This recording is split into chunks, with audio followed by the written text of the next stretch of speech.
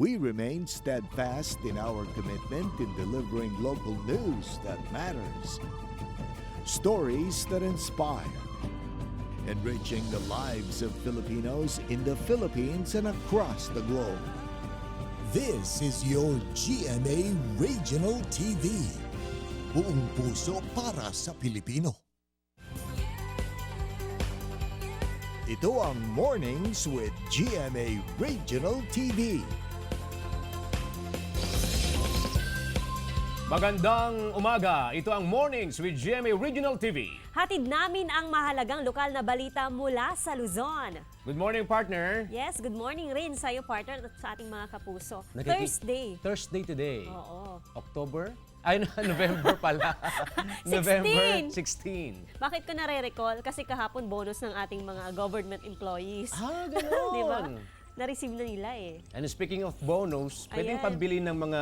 Tama. Oh, di ba? Mga produkto. Grape pickle. Ah, ano pa yung isa? Ito yung malunggay... Pesto. Pesto. Yeah, leaf pickle. Oh, ng Tapos ubas. grape jelly. Meron pang grape wine. And Sarap naman vinegar, ng ito. oo. I-discuss yan mamaya, partner. Ng ating bisita na si Miss Ace Lumboy from La Union to. Isang agripreneur. Wow, ang galing. Narito na ang mga unang balita. Nagsimula nang magpatayo ng stalls para sa baratilyo sa Galvan Street sa Dagupan City. Sa kabilang kalsada naman ng Zamora, pumwesto na rin ang food strip na tiyak dadayuhin tuwing gabi. Sa bisa ng ordinansa, simula kahapon November 15, 2023 hanggang January 30, 2024. Pansamantalang isasara sa mga motorista ang Galvan at Zamora Street para sa mga naturang kalakalan na bahagi ng 2023 Dagupan City Fiesta at Pasko Ed Dagupan. Nakahanda na ang tulong pinansyal na ibibigay sa mahigit 1,000 pamilya na labis na apektuhan ng nagdaang bagyong Egay sa Mangaldan, Pangasinan. Mula sa 14 na barangay ang mga benepisyaryo. Ngayong araw, isinagawa ang validation sa mga beneficiary. Paliwanag ng lokal na pamahalaan kung bakit mga apektadong residente lang sa 14 na barangay ang makatatanggap ng tulong pinansyal. Sa kabuang 30 barangay sa bayan, 14 na barangay lang ang binaha na tumagal ng halos 3 araw. Pinasok ng baha ang ilang bahay dahil sa pag-ulan na dulot ng shear line at amihan sa Kasiguran, Aurora. Ang ilang bahay sa Barangay Marikit, abot hanggang binti ang baha. Binaha rin ang ilang bahay sa Barangay Tinib. Binaha rin ang ilang kalsada sa Dilasag dahil sa pag-ulan. Umapaw kasi ang tubig sa ilog. Apektado ang ilang residente at motorista. Humupa rin ang baha matapos ang ilang oras at pagtila ng ulan.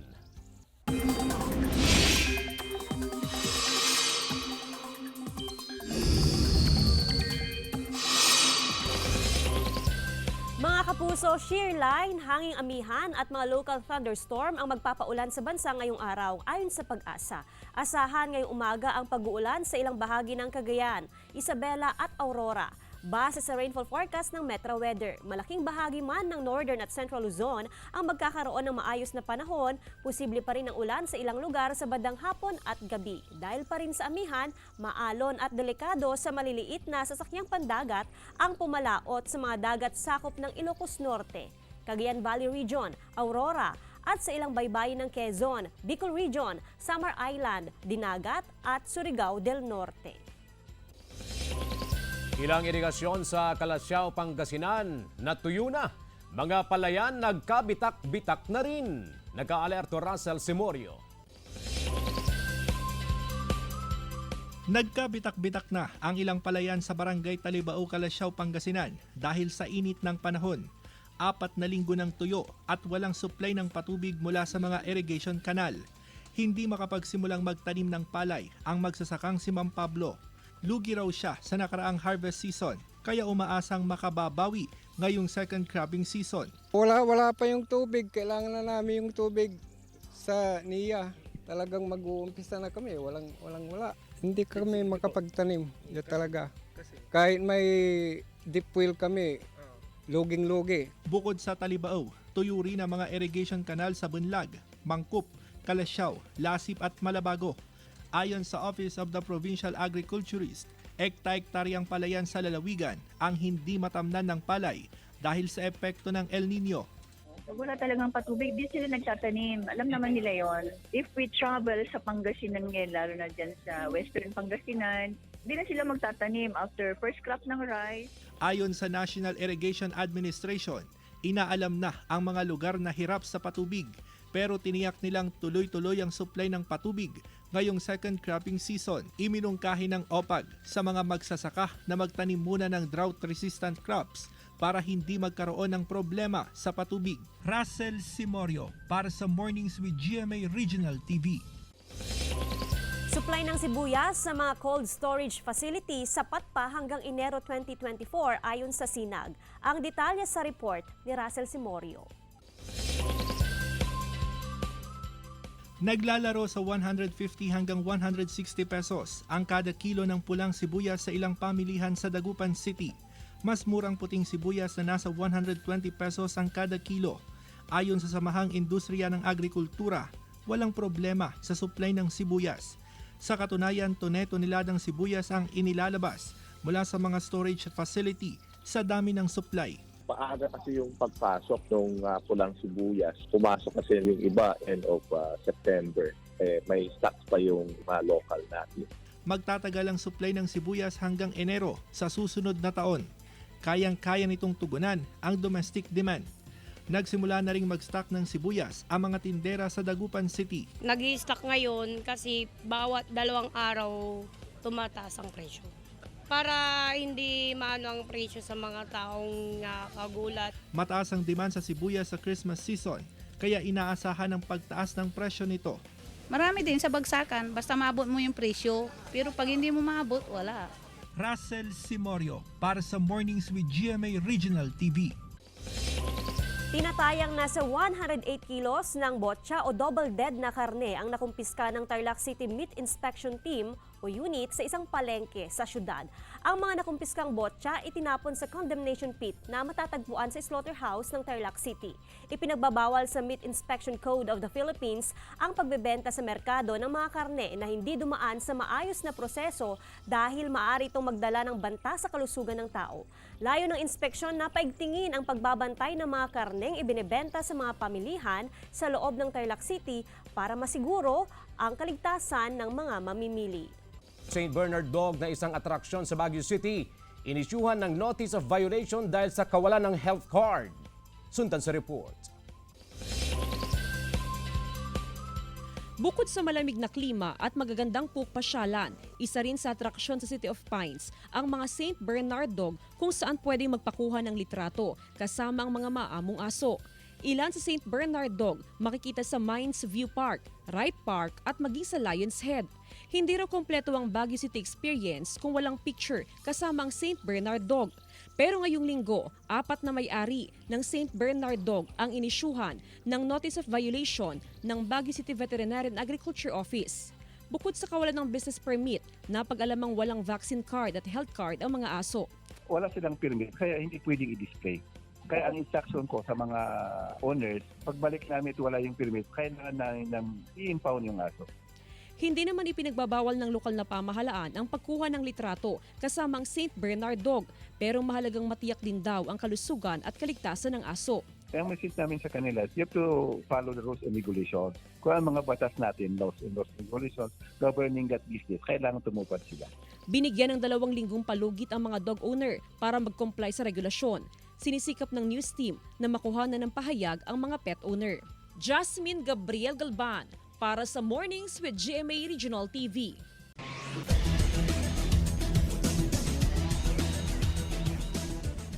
Mapua Cardinals napanatili ang rank 1 standing sa NCAA Season 99 Men's Basketball matapos talunin ang Perpetual Altas. Tunghayan sa report.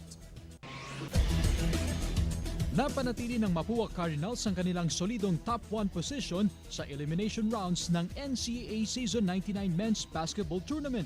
Iti matapos magwagi kontra Perpetual Altas 69-53. Muling itinanghal na player of the game si Clint Escamis ng Cardinals dahil sa kanyang 17 points, 6 steals, 4 rebounds at 4 assists. Sa Game 2, muling umangat ang game ni Jacob Cortez ng San Pedro Red Lions matapos makapagtala ng 15 points sa kanilang laro laban sa Binil Blazers. Kasama sa kanyang puntos ang turnaround jumper, may kasama pang foul. Sa huli, nanaig ang Red Lions 65-61. Chris Zuniga para sa Mornings with GMA Regional TV. Katapangan at kahandaan ng AFP sinubok sa Joint Combined Arms Live Fire Exercise and Urban Operations. Tunghayan sa ulat ni Gab de Luna.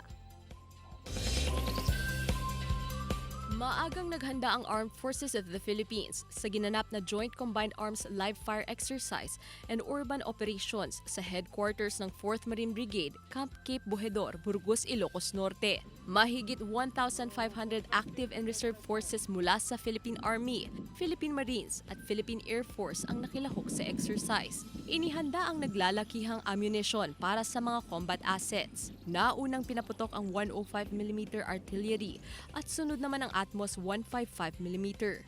Matapos ang exercise, pinirmahan ni AFP Chief of Staff General Romeo Bronner Jr. kasama ang iba pang mga general at kasapi ng AFP ang ilang canister ng 155mm artillery bilang simbolo ng maayos na live fire exercise. Bahagi ang pagsasanay ng armed forces sa anumang posibleng hostile forces mula sa karagatan. And the objective that we would like to achieve is for us to make sure that the various components of the armed forces in the Philippines are interoperable, and when we conduct our operations, particularly our anti-pelagic defensive operations, we know already how to fit into the bigger picture, into the bigger defensive concept. Napag-usapan din ang masusing operasyon at estratehiya ng AFP sa kanilang istasyon sa Ilocos Norte, kung saan binubuo ng Armor Division 77 Infantry Battalion. Ayon sa AFP, mahalaga ang pagkakaroon ng ganitong aktibidad sa Northern Luzon dahil kabilang ang lugar sa mga vital interest para sa national security.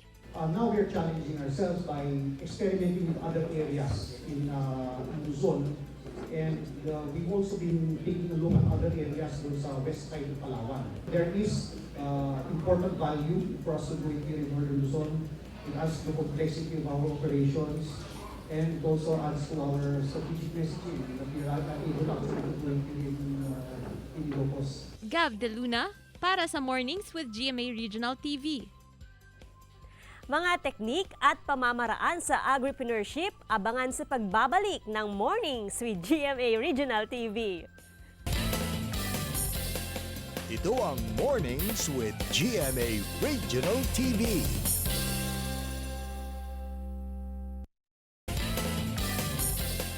Ito ang Mornings with GMA Regional TV.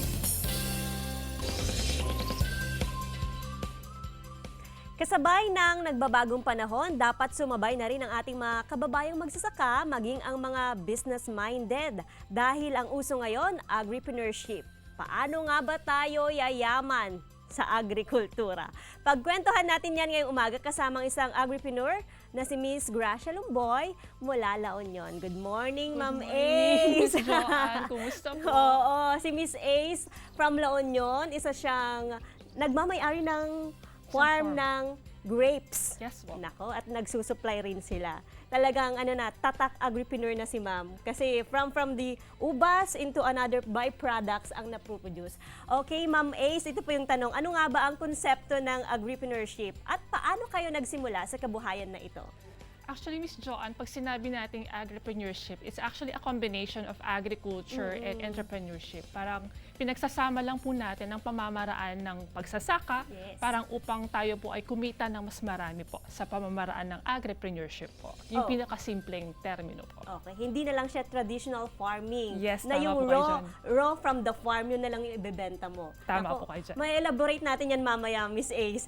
For the benefit of our viewers, lalo na sa mga interesadong maging agripreneur, ano-ano nga po ba yung mga dapat ihanda para makapagsimula sa ganitong kabuhayan? Unang-una po, Miss Joanne, siguro dapat po may idea po tayo. Ano ba yung produktong gusto po nating i-market? Pangalawa po, siguro nararapat din pong alamin po natin kung sino pa ba yung pagbebentahan natin. You know your market. May market ba yung produkto natin? And of course, kailangan rin po nating alamin, meron po ba tayo ng kaalaman o yung teknolohiya para mag-produce po ng mga produktong ito po?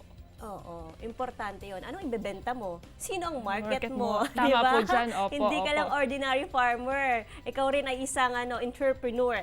Sa 20 taon nyo bilang agripreneur, ano ang bahagi ng buhay nyo o kwento ng buhay nyo na nais nyong i-share sa viewers na pwedeng kapulutan ng aral? Siguro Miss Joanne, ito po yung nagsimula po ako maging full-time na agripreneur mula pong namatay ang aking ama noong 2018. So parang biglaan po kasi. So yung responsibilidad po ng pagpapatakbo po ng negosyo ay napunta po sa akin lahat.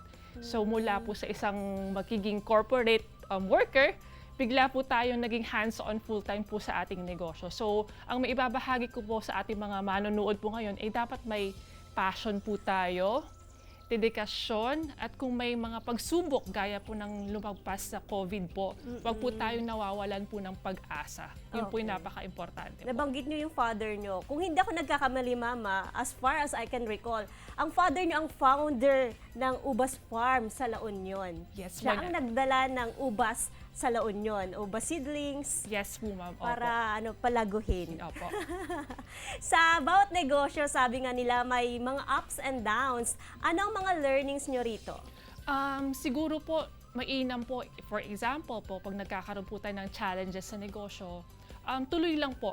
Kasi kung may vision po tayo at may gusto po tayong marating sa buhay, kahit man sa ating mga personal po na buhay, kailangan pong pag-igihin natin, pagpursigihin ang mga bagay na ito. Huwag po tayong mawawalan ng pag-asa.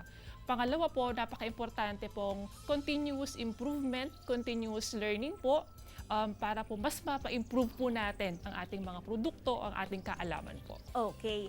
Sa iba't ibang generation kasi, iba-iba na rin yung tumatatak yung pwedeng nagiging in sa market. Opo. Nako, kailangan nyo rin makipagsabayan dito. Tama po kayo dyan. Sa inyo pong palagay or based on your experience, ano yung mga agricultural product na nakikitaan nyo ng potensyal? Ngayon po, specifically po sa La Union, dahil patok na patok po ang ubas po ngayon doon, napakarami pong mga tao, mga turista po ang nagiging interesado dito. Kaya napag-isipan rin po namin gumawa ng iba't ibang produkto mula po sa ubas po. Okay, yun na nga yung pinag-uusapan natin kanina, Miss Ace, kasi yung from raw materials, from the raw products, magkakaroon tayo ng byproducts. From ubas, malunggay, meron tayong nakikita dito sa ating tables na na-mention na rin kanina, yung malunggay pesto, ubas wine vinegar. Yung sa wine pag ano yun, pag tumatagal yung vinegar, nagiging wine? Kung po, Miss Joanne. Baliktad. Baliktad. pag halimbawa, hindi po siya pumasa or nagkaroon po ng problema at hindi po siya naging wine, nag-oxidize po siya at nagiging suka, hindi po siya nasasayang. Pwede po natin siyang gawing ulit suka mula naman po sa alak. So medyo matapang po siya, napakasarap gawing dressing or maging basting po sa ating mga marinades po. So, from vinegar to From wine to vinegar. Yes, From po. wine to vinegar. Vinegar. Kapag hindi kasi nagagamit yung wine, nagiging vinegar Vinegar siya. po. Bakit natin naisipan na magkaroon ng byproducts out of our raw products, main product po sa ating farm? Alam po naman natin, pag agrikultura po, mga kababayan po, may mga panahon po na, for example, sa amin po, walang turista. So nagkakaroon po ng oversupply sa market, hindi po natin ito nabebenta sa merkado. So naisipan po namin magproseso para hindi po masayang ang ating mga proseso sa bukid. At the same time po, pag halimbawa po sa amin, bumibili po kami sa iba't ibang mga growers para hindi rin po masayang yung kanilang mga itinanim po. Oo, kasi yung sinasabi nila food to waste ang nangyayari. Yes po. Kaya Opo. para naman mapakinabangan pa, hindi na lang itapon, maging fertilizer. Karaniwan kasi ang idea nila pag naging na siya, waste na siya, fertilizer na Opo. lang. Pwede pa siyang maging ibang produkto. So ano po yung tips niyo, Miss Ace, sa mga nais magsimula ng agribusiness? Unang-una po sa lahat, kailangan po natin magkaroon ng idea kung ano po ang gusto nating marating, ano po yung produktong ilo-launch po natin. Mag-research po tayo sa ating market at sino po yung ating bebentahan po. Pangalawa po, mag-aral din po tayo ukol sa teknolohiya po nito. At pangatlo, sabi ko nga po, wag po tayo mawawalan ng pag-asa pag nagkaroon po tayo ng journey sa pag-launch ng ating mga products po. Nako, marami pa tayong matututunan sa agripreneurship kasi marami tayong mga kababayan talaga naman na nahihilig sa agriculture. Ang Pilipinas, napakalawak talaga ng resources. Pakinabangan po natin yan at magkaroon tayo ng panibagong idea, mga technology knowledge para ma-improve ang ating products. Thank you so much, Miss Gracia Lumboy, so at much, Miss napadpad po Joanne. kayo dito sa Pangasinan. Maraming salamat, Miss Ace, at ingat po kayo palagi. Sa iba pang balita mga kapuso, isa-isang kinapkapan ang mga person deprived of liberty o PDL sa isinagawang Oplan Greyhound sa Dagupan City Jail. Ininspeksyon ang gamit ng mga PDL sa kapumasok sa selda para halongkatin ang posibleng nakapuslit na kontrabando. Walang mga illegal na droga na nakumpiska liban na lamang sa tinatawag na nuisance contraband. Mas paiigtingin pa raw ang operasyon lalo na ngayong holiday season. Inaasahan kasi ang mas maraming bisita ng mga PDL kasabay ng inaasahang mas mahabang araw ng pagbisita sa BJMP. Patay ang rider ng motorsiklo matapos sumemplang sa kalsada at nagulungan ng paparating na truck sa bahagi ng Perez Boulevard sa San Carlos City, Pangasinan. Nakilalang biktima na si Alejandro Calugay, chairman ng Barangay Cubol ng naturang lungsod. Dead on the spot siya sa tindi ng sugat sa ulo. Sugatan naman at nagpapagaling sa ospital ang kinakasama ng biktima ng angkas niya sa motorsiklo. Hawak na ng pulisya ang driver ng dump truck na mahaharap sa kaukulang kaso. Tumangging magbigay ng pahayag ang driver ng dump truck. Tatlong katao nasawi habang 18 ang sugatan sa banggaan ng bus at truck sa Ohio, USA. At crucifix natagpuan sa lalamunan ng isang sanggol sa Peru. Tunghayan sa Globalita. Gridlock ang Route 310 sa Lincoln Country, Ohio matapos ang aksidente sa pagitan ng charter bus at semi-truck. Napasugod ang rescue team matapos magliyab ang mga sasakyan. Sa lakas ng impact, 3 ang dead on the spot, habang 18 naman ang sugatan na agad dinala sa ospital. Kasama sa sakay ng bus ang mga estudyante galing Eastern Ohio nang salpukin sa likod ng truck sa hindi pa matukoy na dahilan. Ikinagulat ng mga doktor sa La Libertad, Peru ang kanilang nakita sa x-ray ng 10 buwang gulang na sanggol. Makikita ang crucifix sa bahagi ng kanyang lalamunan. Isinugo daw ng ina ang sanggol sa ospital nang mapansing nahihirapan ito. Ligtas naman ang sanggol matapos isailalim sa endoscopy para matanggal ang crucifix. Chris Zuniga para sa Mornings with GMA Regional TV. Stolen Life pilot episode panalo sa ratings. Narito ang report. Panalo agad ang unang episode ng Stolen Life sa mga manonood. Umani agad ng mataas na rating ang pilot episode ng Stolen Life. Ipinalabas ang pilot episode ng Stolen Life noong Lunes, November 13. Nakakuha ang Stolen Life ng 8.4% rating ayon sa Newtown People Ratings. Tampok sa episode na ito ang pagsisimula ng kwento ni Lucy, Farah at Darius. Sila ang mga karakter ni Carla Abellana, Beauty Gonzalez at Gabby Concepcion na haharap sa astral projection. Huwag magpahuli at patuloy na subaybayan ang gumaganda pang kwento ng Stolen Life, Lunes hanggang Biyernes, 3:20 p.m. sa GMA Afternoon Prime. Matapos ang madrama at emosyonal na unang linggo ng action series na Black Rider, excited na ang mga bida nitong sina Ruro Madrid at Yasi Pressman sa maaksyong second week ng serye. Nagpahayag ng kanyang excitement si Yasi sa paglabas ng kanyang karakter sa serye at inaming kinakabahan siya dahil sa bagong proyekto. Ibinahagi rin ni Ruro ang tungkol sa karakter ni Bane na ginagampanan ni Yasi at kung papaano ikinukwento ng serye ang dahilan ng pagnanakaw na ginawa nito. Sundan ang maaksyong biyahe ng Black Rider, 8 p.m. pagkatapos ng 24 oras. Gab De Luna para sa Mornings with GMA Regional TV. Mobile library sa Naga City, Camarines Sur, layong maturuan magbasa ang mga kabataan. Silipin sa report. Sa loob ng isang buwan, umaabot sa 300 na mga estudyante ang bumibisita sa library ng Pacol Elementary School sa Naga City, Camarines Sur. Illustrated books na naglalaman ng iba't ibang kwento at mga aklat tungkol sa science and discovery ang kadalasang binabasa ng mga estudyante rito. Ang mga aki po kaya talagang nag-crave man sinda para sa libro since rural ini. Dahil pagabos na may mga gadget, di ba? Didikit pa, talagang dakol man talaga nang gagamit kang libro. Kaya naman inilunsad ng Naga City LGU noong 2022 sa tulong ng pamilya ni dating senador at Education Secretary Raul Roco, ang Raul Roco Mobile Living Library, kung saan umiikot ito sa 27 mga barangay ng lungsod. Layo ng nasabing mobile library na turuan at hasain pa sa pagbabasa ang mga bata, partikular na ang mga nasa malalayong lugar. Mas lalo na si mga tatao nga, sabi ko nga sa bago, si mga mahilig magbasa, Saka si mga at least si mga data tao magbasa, naiinganyo din sila sa pag nakakahiling sila na mga kaibanan nila, nagbabasa man. Noong isang araw, nasa Pacol Elementary School ang naturang mobile library.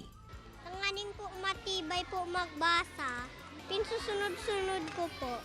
By schedule ang pagpunta ng mobile library sa mga paaralan sa lungsod, kaya umaasa ang Pacol Elementary School na madadagdagan pa ang mga araw ng pagbisita nito sa kanila. Ipinagdiriwang sa buwan ng Nobyembre ang National Reading Month. Pero kahit anong buwan pa, patuloy daw na isusulong ng Raul Roco Mobile Living Library ang kahalagahan ng pagbabasa. Jessica Kalinog para sa Mornings with GMA Regional TV. Mga kapuso, gagawin naming mas inspiring ang inyong morning dahil oras na para sa ating hashtag Morning Feels.